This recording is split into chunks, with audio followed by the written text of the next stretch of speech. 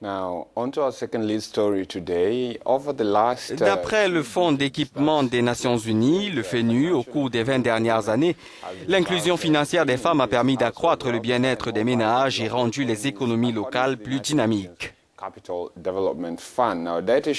D'après plusieurs données, les femmes accusent beaucoup de retard dans l'accès et l'utilisation des services financiers comparativement aux hommes, même dans des pays avec des niveaux relativement élevés d'inclusion financière sur le continent africain. L'accès à des ressources financières propres et à une indépendance économique pour les femmes sont des conditions essentielles pour réduire l'inégalité entre les genres selon l'UNCDF. Et c'est un projet qui a tendance tout de même à se concrétiser. En effet, selon l'organisation qui rapporte qu'en 2011, 47% des femmes disposaient d'un compte bancaire et bien 58% d'entre elles en disposent aujourd'hui.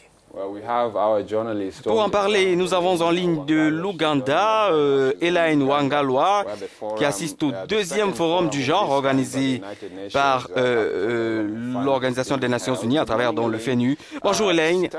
Elaine, pouvez-vous nous dire un peu plus sur cette conférence et sur ce qui a été fait jusqu'à présent? Eh bien, cette conférence est la deuxième du genre, centrée sur les services financiers numériques. Elle s'est ouverte lundi et porte essentiellement sur les femmes. L'initiative est organisée par le Fonds d'équipement des Nations Unies, le FENU, et on sait que le FENU gère les initiatives thématiques mondiales sur les opportunités de services financiers.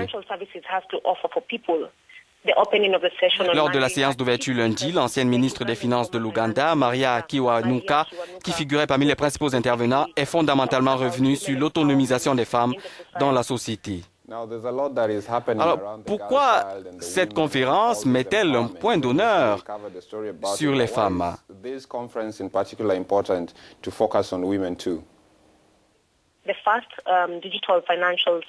La première conférence sur les services numériques était consacrée au marché rural, à l'inclusion financière dans le secteur rural.